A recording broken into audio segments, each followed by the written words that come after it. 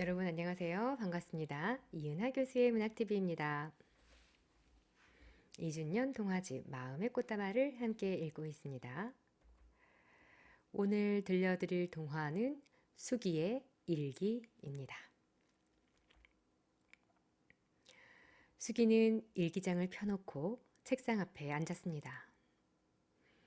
일기장에다 거짓말을 쓰는 사람은 이 세상에서 제일 나쁜 사람이에요. 선생님의 목소리가 쩌렁쩌렁 들려왔습니다. 수기는 들고 있던 만년필을 책상 위에 슬며시 내려놓고 우두커니 앉아서 자꾸 긴 한숨만 쉬고 있었습니다. 아무렇게나 쓰면 어때? 만년필은 나 혼자밖에 모르는 걸 뭐. 수기는 큰 결심이라도 한 듯이 만년필을 다시 집어들었습니다. 수기는 또 망설이다가 필통 속에서 연필을 꺼냈습니다. 차마 만년필로는 오늘 일기를 못 쓸 것만 같았습니다. 수기는 만년필을 갖고 싶었습니다. 아빠, 나 만년필 사줘요. 벌써부터 무슨 만년필이냐? 초등학교 땐 연필로 써야 되는 거야. 싫어요. 우리 반 애들도 만년필로 글씨를 쓴단 말이에요. 사주세요, 아빠. 암만 졸라도 아직은 안 돼. 아빠는 딱 잡아뗐습니다. 엄마가 사줘요. 벌써부터 무슨 만년필이니? 듣기 싫다. 어머니도 고개를 흔들었습니다. 아침밥을 먹으면서 수기는 아버지와 어머니를 조르다가 학교로 갔습니다. 청소 시간에 수기는 새 만년필을 주었습니다. 수기는 가슴이 마구 뛰었지만 아무도 보지 않는 틈을 타서 슬그머니 책가방 속에 집어넣었습니다. 됐어. 학교에만 안 가져가면 된다. 집에서만 쓰자. 수기는 만년필을 매만지면서 중얼거렸습니다. 몇 월 며칠 몇일 맑음. 나는 오늘 아침에 세수를 깨끗이 했다. 학교로 갔다. 공부를 했다. 똑바로 써. 무엇 때문에 내 얘기는 쏙 빼는 거야? 그따위 거짓말 엉터리 일기를 쓰려면 그만둬. 수기는 쓱쓱 써가던 글씨를 멈추고 귀를 기울였습니다. 귓속을 뱅뱅 맴도는 이상한 소리는 선생님 목소리 같기도 하고 책상 위에 누워있는 만년필의 목소리 같기도 했습니다. 짝! 수기는 지금까지 썼던 일기를 찢어버리고 다시 썼습니다. 오늘 청소 시간에 만년필을 주었습니다.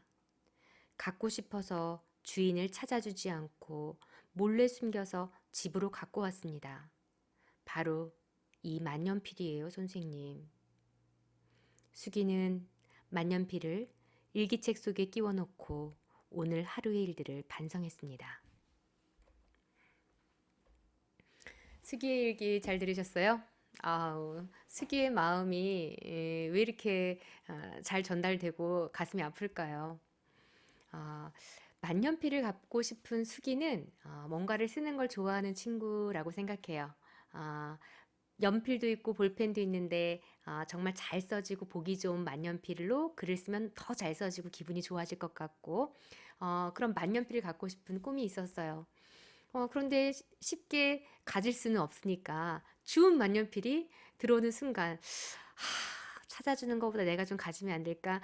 이런 어떤 욕심을 탐내지 말아야 하지만 그런 마음을 가질 수 있죠. 어릴 땐 더더욱 그런 마음이 곧잘 나타나곤 하죠. 그런데 이 수기가 재미있는 건 그 주었지만 사실은 주인을 돌려주지 않은 이 만년필로 일기를 쓴다는 겁니다. 일기라고 하는 것은 하루의 일을 기록하고 되돌아보면서 반성하고 앞으로의 나의 생활과 마음가짐을 계획하는 어떤 그런 종류의 글이에요. 그런데 그 일기를 주인 찾아주지 않고 주워온 만년필, 어찌 보면 훔친 것도 같은 이 만년필로 쓴다는 것 자체가 반어적이죠. 아이러니해요. 작가는 이렇게 준 만년필로 솔직한 일기를 써야 하는 이 수기의 심정을 이 두 가지 소재와 행위를 통해서 강조하고 있습니다. 여러분, 일반적으로 우리 주변에서 거울을 본다는 행위, 그리고 일기를 쓴다는 것, 자화상, 내 얼굴을 내가 직접 그리는 것, 이런 것들은 무엇을 의미할까요? 자기 자신을 주관적인 것이 아니라 객관적 거리에서 살펴보고 기록하는 것들입니다. 그러니까 다른 사람의 입장에서, 그리고 제3자의 어떤 거리에서 나 자신을 들여다보면 이쁜 구석도 보이고 미운 구석도 보이고 잘못된 건 더 잘 보인다는 거죠. 자기 합리화를 하고 타당하다고 자기를 위안하거나 어떤 이런 죄책감, 어떤 이런 마음을 덮어버리는 것이 아니라 더 드러내서 어떻게 해야지 내가 부끄럽지 않은 나가 될 수 있어라는 것들을 보여주는 겁니다. 자기 객관화 과정입니다. 그래서 우리는 거울을 보고 일기를 쓰게 하고 미술 시간에 자화상도 그리는 거예요. 이런 자기 객관화의 과정을 통해서 성장하기 마련입니다. 수기는 만년필을 주어서 일기를 쓰는 과정 안에서 그걸 아주 절실하게 보고 깨달은 거죠. 그리고 선생님한테 편지를 쓰듯 자기 이야기를 쓰고 속죄하는 마음으로 사실을 얘기하고 죄송하다 이렇게 얘기하는 이 수기를 보면서 정말 용감하다, 정말 칭찬받을 아이다 라는 생각이 들면서 역시 이 수기의 어떤 이런 체험은 앞으로 다시는 절대로 갖고 싶다고 남의 물건을 가져오진 그런 아이는 되지 않겠구나라는 어떤 믿음과 신뢰를 갖게 되는 장면이었습니다. 자, 문학의 네 가지 관점 동화와 함께 살펴보고 있는데요. 오늘은 표현론적 문학관 세 번째입니다. 문학을 창작하거나 분석 비평할 때 어떤 관점을 갖기 마련인데, 관점은 시각이에요. 어떤 지점에서 무엇 작품을 바라보는 세 번째로 표현론적 문학관이 있습니다. 이것은 작가와 작품의 연관성을 따지면서 작품을 살펴보는 거예요.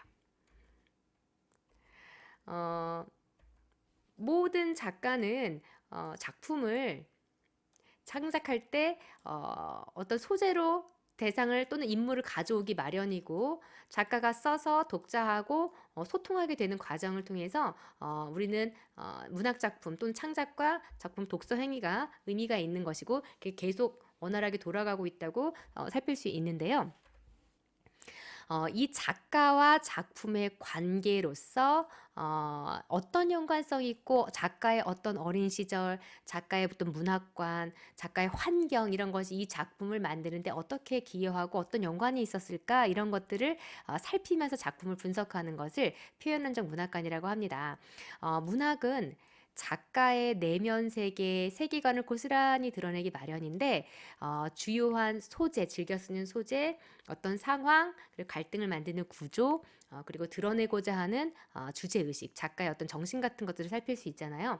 이런 것들이 표현론적으로 살펴보면 여러 작품 중에서도 이 작가의 작품은 대체로 누구의 작품 같아, 어떤 누구의 작품에 영향을 받았던 것 같아 라고 유추가 될 때가 있어요. 이런 것들은 다 표현론적 문학관으로 작품을 살펴보는 것이다 라고 보면 되겠습니다. 다음은 이제 네 번째 존재론적 문학관에서 살펴볼 텐데요. 어떤 그 모방 대상을 작품과 모방 대상의 연관성, 작품과 독자와의 연관성, 작품과 작가와의 연관성, 작품과 문학 텍스트 그 자체의 연관성을 살펴보는 어떤 그런 입장에서, 관점에서 작품을 창작하고 논하는 것을 문학의 네 가지 관점이다라고 얘기했고, 이것을 딱딱 구분짓는 것이 아니라 어느 순간 여러분들이 얘기하다 보면 난 이 작품은 효용론적 문학관에 입각해서 많이 말할 때가 있고, 모방론적 문학관에 입각해서 계속 얘기할 때가 있어요. 또는 정말로 문학을 학문적으로 분석하고 배우고자 할 때는 존재론적 문학관, 텍스트 분석하는 데 주안점을 두고 작품을 살피기도 합니다. 이렇게 1, 2, 3, 4가 다 따로따로 떨어지는 것이 아니라 다 연관이 있는데 어느 한 곳에 초점을 두고 작품을 살펴보는 것이다 라고 이해하면 되겠습니다. 오늘까지 표현론적 문학관까지 살펴봤고요. 다음 시간에 마지막 문학관 또 살펴보도록 하겠습니다. 여러분, 오늘 하루도 즐거운 하루 보내세요. 고맙습니다.